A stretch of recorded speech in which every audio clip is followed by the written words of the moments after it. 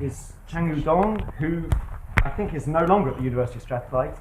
You're at Newcastle. Yes. You were at Strathclyde last time, right? Yes. Yeah.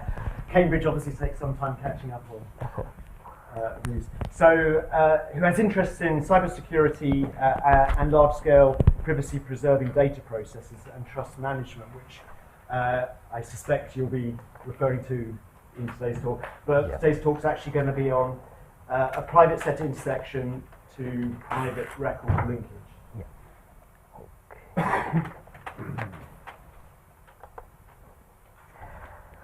Okay, can you hear me? Okay. So I realized actually this would be a difficult talk because in the past few days we have here talks about record linkage, and then they say we don't use private record linkage.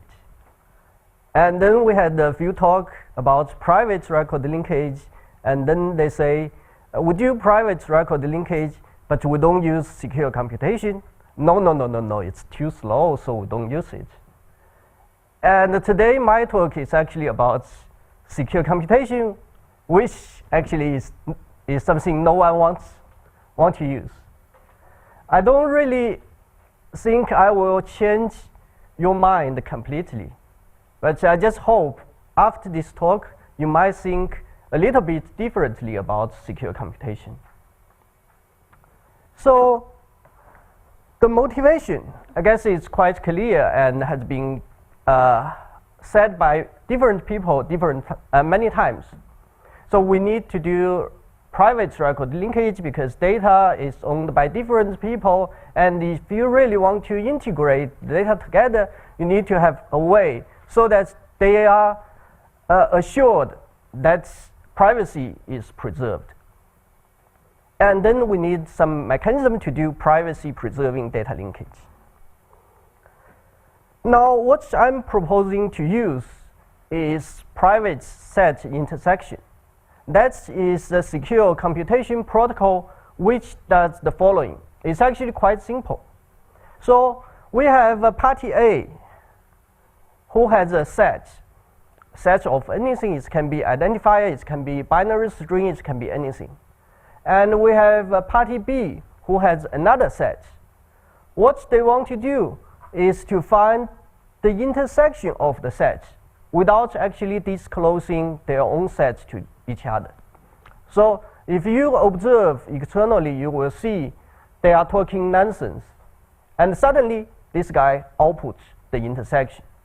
No one sees the other party's set. So that is one of the most intensively studied secure computation problem, and it's actually quite useful. So why it's useful? If we think about it, when you do private record linkage, and you have good identifiers, which is globally unique, and no error in the identifier.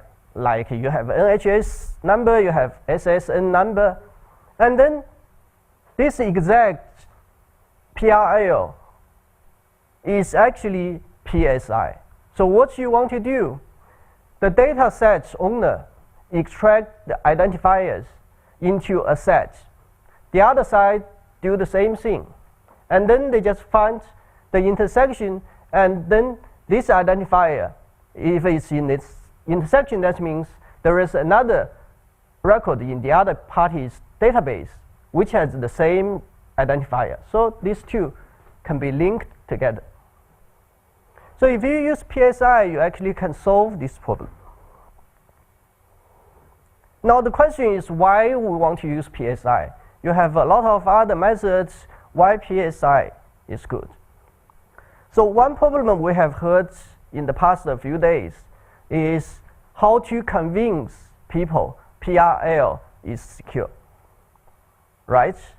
So because PRL is about privacy, and you really need to give me a lot of assurance in order to let me to believe this thing is secure. It's better than the things which is not secure. So because I'm the decision maker, when I make decision, I really want peace of mind. The last thing I want is 3 o'clock in the morning, my phone rings, and they say, "Oh, boss, something went wrong." That is not something I want. So when you want to convince me, you really need to give me something, right? So when you answer this question, whether your system is secure, you can answer it in different ways, right? You can say it might be secure, it should be secure. That probably is not good. No one wants that. You can say this thing is secure against certain attacks. This answer is better, but still it's not good enough. How about the other attacks? What if there are attacks we don't even know? Right? So what you want is really some clearly defined security and really verifiable and suitable proof. So that is actually what PSI or in general secure computation can offer you. So let's think about doing this private set intersection. What is the best security you can hope? We can do a thought experiment here. Let's consider in an ideal world, we have a trusted party. This trust party is trusted, is good, and then it will never disclose anything, right? So party A sends its set to the trusted party. Party B sends its set to the trusted party. And then the trusted party do the intersection and then return the result to this party. So if you think about it, it actually captures what you want, right? In this case, party A learns absolutely nothing in this process because here it sees nothing. And here, this party, party B, learns only the intersection, but absolutely nothing else, right? Because this guy sees only the intersection. So in this way, you actually can quite easily explain what can you achieve, what security is provided. And a good PSI protocol, secure protocol, you can prove this can achieve exactly the same security as in this ideal case. That provides you a very strong security notion, and also you can prove it mathematically. And also, different PSI protocols are designed to secure against different adversaries. Even the most powerful adversary, they can do arbitrary things. They don't follow the rules. They do anything. But still, you might get a PSI protocol that is secure. So the next question, I guess, is, yes, we know this thing is good, this is secure, but it's too slow. Can PSI handle large data sets? If it's not, then it's irrelevant because no one's going to use it, right? Yesterday in Brad's talk, he gave some evaluation and say the answer is no. It's too slow, it's like a million seconds to do certain things. But my answer is the opposite. So who is wrong? Actually, no one is wrong. We are both correct. So PSI is not just one protocol. It's actually a set of protocols developed in many years. So in the beginning, really, we got some PSI protocols which are quite slow, very inefficient. Then it's become more and more efficient. And Brad did his evaluation somewhere here. So still not quite practical. That's why he drew that conclusion. But in 2013, what we did, we developed a new approach to do PSI. So basically, you can use some data structures and use a cryptographic protocol called oblivious transfer. And that makes PSI quite fast, really practical. And this approach has been improved by many others. And then we see more, even faster PSI protocols. So just to give you an idea, in 2016, this paper will appear in CCS, ACM CCS conference. So the performance evaluation, if you have two sets, each set has 1 million elements. You want to find the intersection. You only need 3.8 seconds to do that. Even this use cryptography, it's still quite fast. And this is in the semi-honest model. Or in other way, here is honest but curious adversary. There is another paper this year talk about malicious model. In this model, the adversary can do anything they want.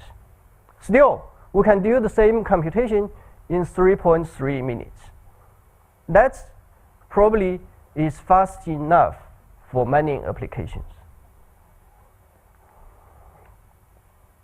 Now the next question, right? You can do exact match, who cares? No one uses exact match in real life, right? Because there are so many errors, there are a lot of things. So in 2014, after we published that PSI paper, we actually did some proof of concept research just to see whether we can extend PSI to approximate record linkage. So what we did, we do a transformation. We transformed the record linkage problem to PSI problem. So what we used was locality sensitive hashing. Basically, that is some hash functions which allows you to hash data items, and then you can get a hash code. If the data items are similar, they will get the same hash code. If they are not similar, then they will get different hash code probabilistically with some probability. And then we can actually use locality sensitive hashing to do record and using PSI. So that is basically the map, what we did. So you have record, you have identifiers, and then you use locality sensitive hashing to hash the identifiers, and then you get a list of hash code. And then what you do, you put the hash code into sets, and then you use the hash code sets to do intersection, and then you will find some hash code in the intersection. Now here the idea is, if this identifier is similar to another identifier, they will get the same hash code, and then we convert this approximate matching into a problem of exact matching, and then we can easily do it using PSI. So in a real implementation, what we did, we use min hash. Min hash is the hash function which you can use to hash similar items based on Jacquard distance. Jacquard distance is often used to evaluate the similarity of sets. So here the sets is different sets. So we have identifiers. We use the bigram sets to represent these identifiers. And then we hash these bigram sets. And then we get a hash code. And then here, in order to control false positive, false negative, we use AND composition and OR composition. So basically, alpha here is a parameter to control false positive. If you increase alpha, false positive will decrease. But the side effect is the false negative will increase. So we need another beta parameter to control false negative. In this case, false negative will decrease, but it will increase false positive. So we need to somehow tune the parameters so that we get the best result. So we did some experiments. At that time, we used the old PSI protocol we developed. So it's probably nowadays, if you use new protocols, it can be much faster. So here we have record number 10,000, 100,000, and 1 million. And then if we do exact PRL, then that's the number of seconds. So basically 1 million, you just need less than 1 minute. And then for approximate PRL, depends on alpha beta. That will affect your performance. So here we tested 3 pairs of parameters. And then we see the largest parameter, basically the online time is about 11 minutes and offline time is about 4 minutes, 3.5. So this offline time basically is the time you use to hash your identifiers to create the hash code. And the online time is basically you do the cryptographic protocol and then to find the intersection. And that is what we did in 2013. So the next thing you would ask is how accurate the method is. So we measured in terms of precision and recall. So basically precision means true positive divided by all positives, true positive plus false positive. And the recall is true positive divided by all relevant elements, false negative plus true positive.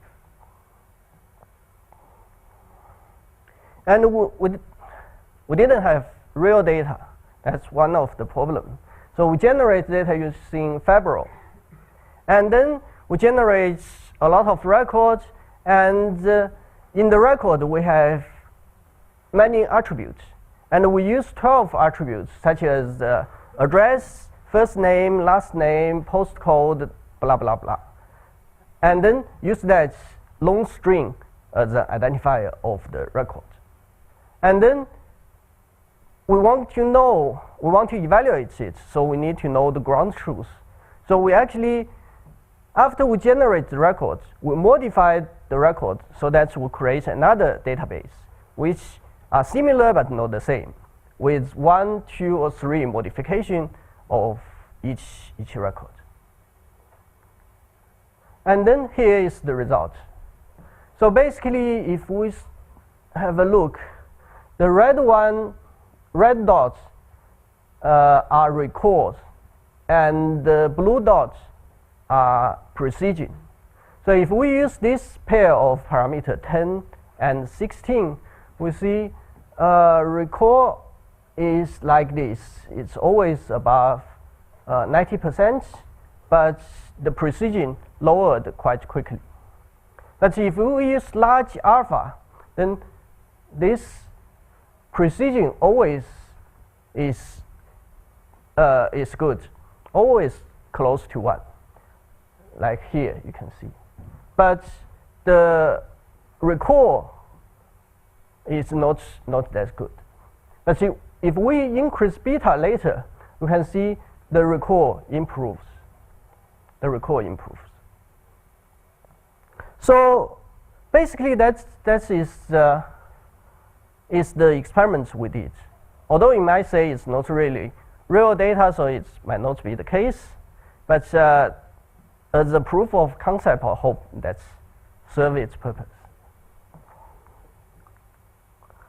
So let me just give you a quick conclusion. So the first thing is you can use PSI to do PRL. If you want private record linkage, if you want high security, you might consider using some secure computation. Nowadays, secure computation is much faster than a few years ago. And it might be doable now compared to a few years ago. And another thing is, if you want to do exact PRL case, PRL, then PSI probably is the best you can use. It's really fast. If the identifiers are exact, no errors, then really PSI probably is the best you can hope. It's really secure, really fast, doable. But in approximate PRL case, there might be a few questions. The first thing is, here we just use Jacquard similarity. You might ask, why Jacquard?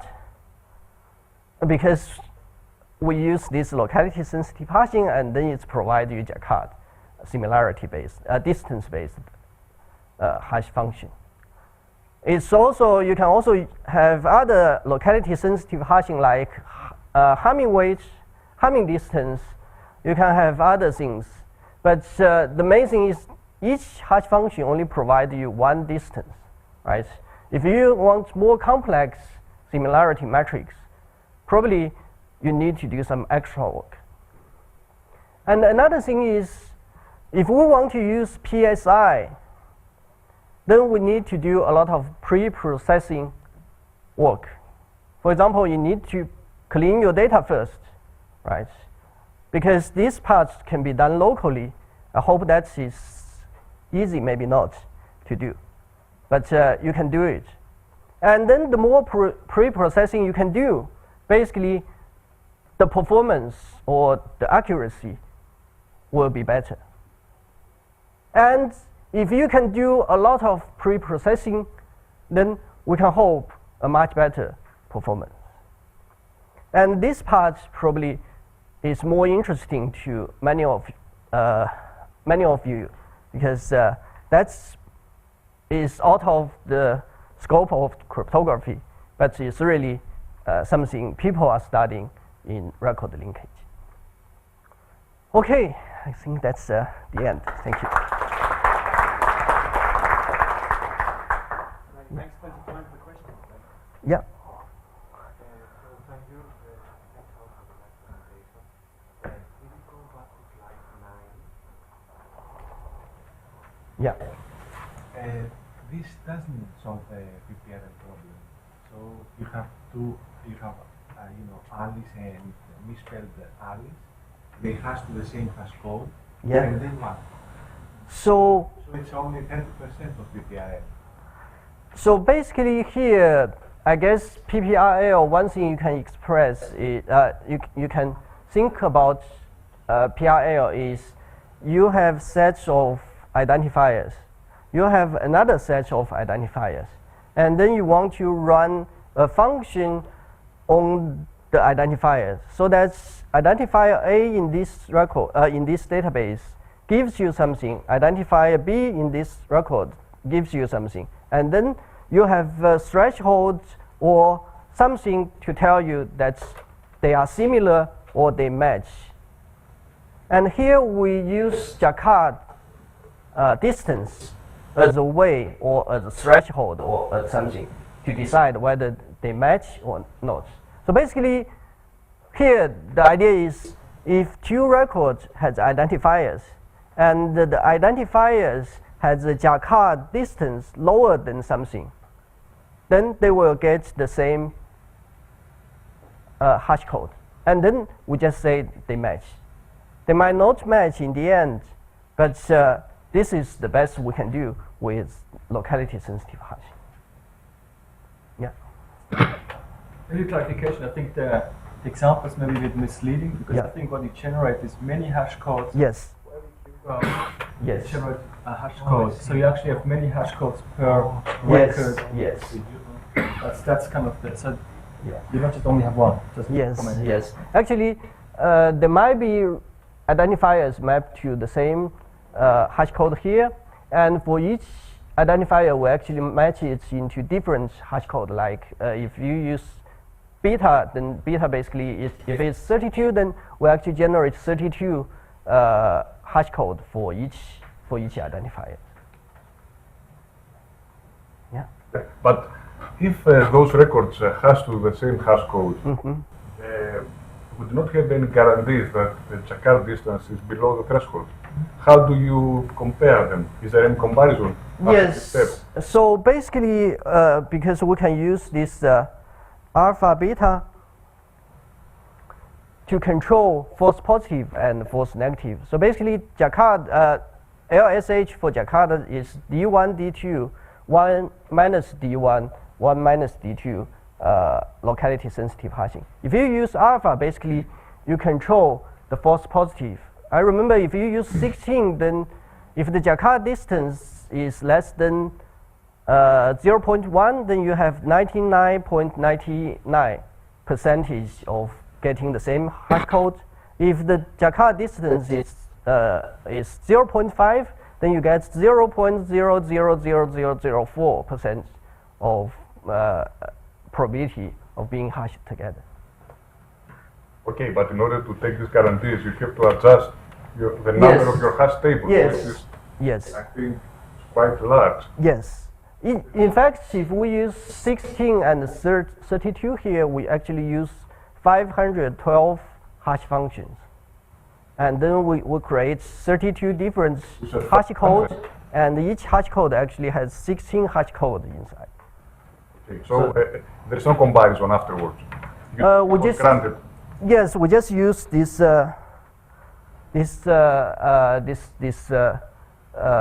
precision and recall because we don't have real data, and if there is some real data and someone has done something, we might be able to use the same data and then run it and then see what is the result, but we didn't have real data. Yeah. Any other questions? Yeah. So I thought this was a really interesting presentation. Am I understanding correctly that the threshold that you have to control for this alpha beta way of doing it, you are forced to use the same threshold for all data spaces? And I guess I think Yes. for the data space where, here's a data space where you have a rare name and it's very sparse. So I have lots of room around Yes. movement. And then here's another data space with very common names and there's lots of people going on in there. Yes. That area needs a different kind of a thresholding than this Yeah. other area. Yes. But So that's not possible to do in this mechanism, right? So basically, that's actually one thing I said in the end of the presentation. Can we do more pre-processing? For example, can you partition the record based on different characteristics of your identifier? If you partition them, and then you might define different threshold for them. And then for here, we just do it for all the things, but really in real application, you might do different things. And I guess the key question is, how do you partition two separate data spaces without, because I think this was just by mistake, but when you talked about the second point about pre-processing and cleaning, you kind of said, oh, well, you just have to work with your data set. And I think that's an incorrect statement in that the whole point of pre-processing is so that you can get the two things to be pre-processed the same way in such a way that when things are going into a black box, they are Yes. considered the same way. So Yes. how do you pre-process together but not know is the So- most difficult part of this. Yes, I guess that's probably not something I know too much about. So one thing is you might have some standards, but previously we heard the presentation said standard actually is bad because it's lower it makes things worse in record linking. But I guess that is something really research. Oh, I don't know the answer because I really don't know. Yeah. Great. Okay, so we're at time. So if I could thank the two speakers in the class. So just remind everybody, we're back here at